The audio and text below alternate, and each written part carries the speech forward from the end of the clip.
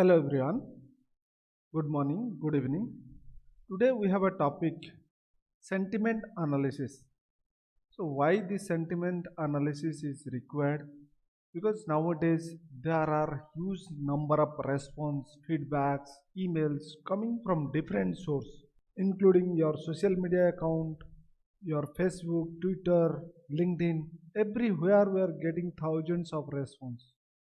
Analyzing those response, reading through all those messages is too much difficult. But if you can quantify them or if you can create a KPI from those response, then it will become more sense for the business, also for the users. To do this sentiment analysis from Salesforce side, what we'll do is we'll create some Apex callout to an external system which is holding the sentiment API, and with the help of that sentiment API we'll create some response, whether the message or the feedback is negative or positive, or it is written in a natural manner, or it is extremely negative or extremely positive. Those kind of findings we are going to do. So here in this topic we'll learn how to make a call out from Salesforce to an external system. Second thing, we'll see that how to create a external API endpoints and the request body, response parser, everything using Apex. Then we'll see a UI demonstration, how those all together like a LWC UI component, a Apex external web service callouts, and the sentiment API working together. Just to note here, Salesforce also support a sentiment API through the Salesforce Einstein platform, but the sentiment API we are going to talk over here is not Salesforce sentiment API. It's an external sentiment API which is freely available for testing purpose. It may not be useful for production use, but it can be used for some kind of POC, some kind of demonstration purpose. Okay, so I have created some demonstration, some examples to demonstrate how this sentiment API is going to help you in your business process. So let's first see the demonstration, then we will analyze the code behind the scene working for this purpose. This is my sentiment analysis UI user interface, where what I'm going to do is I'm going to take some sample feedback from Amazon shopping websites, and I'm going to put those feedbacks over here, and I'll check whether the sentiment API is working up to that mark or not.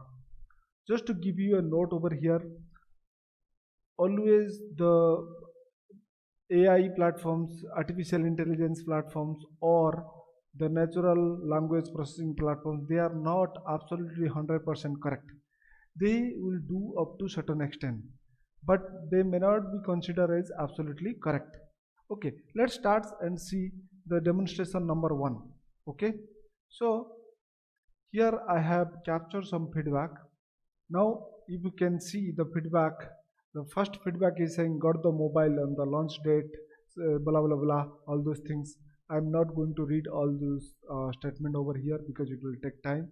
I am going to click on check sentiment and whether the sentiment analysis is able to capture what is the sentiment behind this message. Okay, now click on sentiment analysis. You will see intensifier. Here the intensifier is going to give us 5 different flags. One is natural, one is positive, one is extremely positive, one is negative, and another is extremely negative. So this message which I captured over here is like a balanced message. It's not very good or it's not very bad saying about a particular product. That means it's a balanced message, something good, something not good. So that's why the sentiment intensifier is saying that it is a natural. Okay, now take another example from here. Then you will see that this is a positive message, maybe an extremely positive message. That's why the intensifier is saying extremely positive. Let's try one more example. These are all random examples. I have not created those examples. I have just copied those examples from Amazon shopping websites. Now check the sentiment API. This time the sentiment API is saying it is negative, because you know why? You see the first statement itself is saying please don't waste your money on this phone and all those things, and all those negative things are there. That's why the intensifier is detecting it and saying this is a negative message. Now we have seen the demonstration. Now we'll go back and see how the things are working behind the scene. Okay, nothing to worry. I'm going to give you the full source code, whatever I'm going to demonstrate. What I'll do is in the description box, I'll provide a link, GitHub link. To that GitHub link, you can download this code. So nothing to worry about the code. So what I'm trying to do over here, I have written a Cellforce API callouts. So that Cellforce API callout, what it is trying to do, it is calling an external endpoint, Cellforce lwc.heroku-app/sentiment, which is doing all the sentiment analysis. As this is a openly available application, so it's not asking for any security code and all those things. Only the header it is asking for is the content type, nothing else. And the message, what the message we are supposed to provide, the message in the sense, in the UI you have seen, we are trying to put the feedback, right? And those feedback it was trying to analyze. So that is nothing but the message. That message we are going to send it here as a request body. To form this request body, as this request body is a JSON message, so we are forming a JSON object and passing that JSON here, right? So this is the only thing what we are doing. Then the next thing we are trying to do is, you know, whatever the response coming, response, what is the response expected here? These 5 things, either extremely negative, negative, neutral, positive, or extremely positive. Outside these 5, nothing will come as a response. If outside anything is coming, there is an error message, right? So this source code is trying to call an external API, provide the input message, and getting a response, that is the intensifier. That means whether it is positive, negative, or extremely positive or extremely negative, right? And what is the input here? As I said, this is the message. So how come this message is coming to this Apex class? Okay, this message is coming to Apex class through the web component. So for that we have written a web component, what you saw in the screen. This is nothing. If you see over here, this all together is a web component over here. Okay, this web component source code also I am going to provide you. So what this web component source code is doing, it has a text area. You have seen that text area where we are putting that message, and it has a button over here, check sentiment. When you click that check sentiment, what it is trying to do is, it is calling this fetch sentiment method, and behind the scene this fetch sentiment method is calling the Apex class, and the Apex class is again calling the external API. Okay, and whatever the response it is getting, it is trying to display over here, the sentiment response or the intensifier response. If the intensifier response is not coming, it may come as an error. Let's say while parsing or while doing a sentiment analysis, there is an error. So that error message will display over here.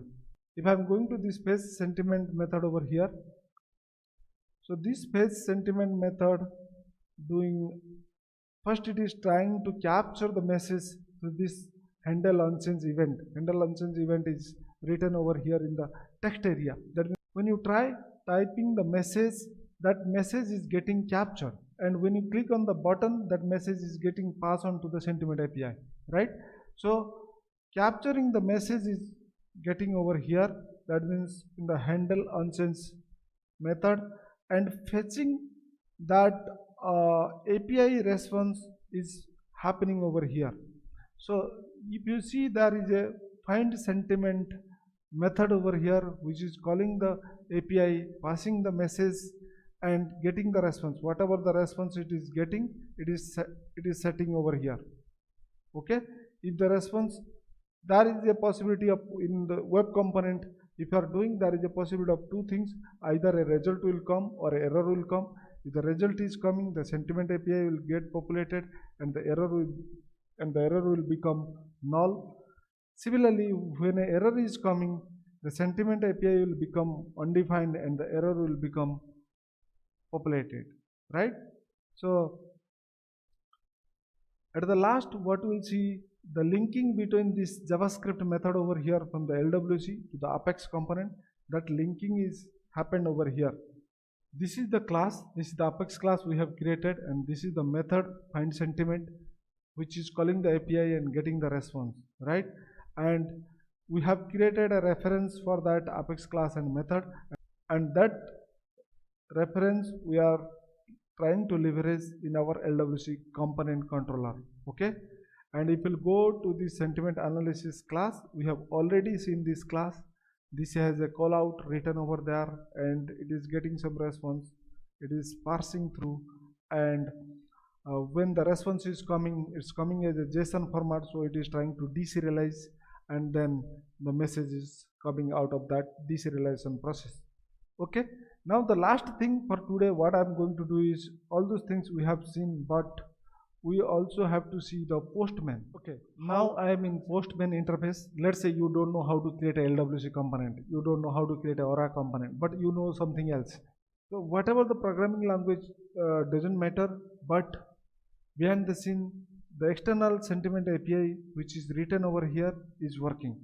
That means all the magic, the processing magic is happening with this sentiment API. If you know that how to do it using Postman, you can create the relevant code in any programming language. So what we are doing here, the method is post, the URL is written over here, cellphosslwc.herokuapp.com/sentiment, and we are setting a header parameter. The only header we are passing here, content type application/JSON.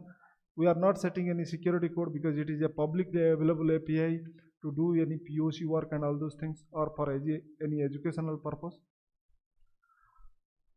The second thing over here is the body. In the body, the one thing we are doing over here is the message, nothing else. If you format it properly, this JSON, you will see that the only parameter we are passing here is the message. Whatever the message you wanted to provide, you just provide. And this message, whether it is a positive message, negative message, or whatever, that will be analyzed by the sentiment API. So let's run this. So you see here, this is a negative message. Okay, so that's why the response is coming as negative. Let's say I wanted to put a positive message. I love Salesforce. It's very nice. Okay, let's send this.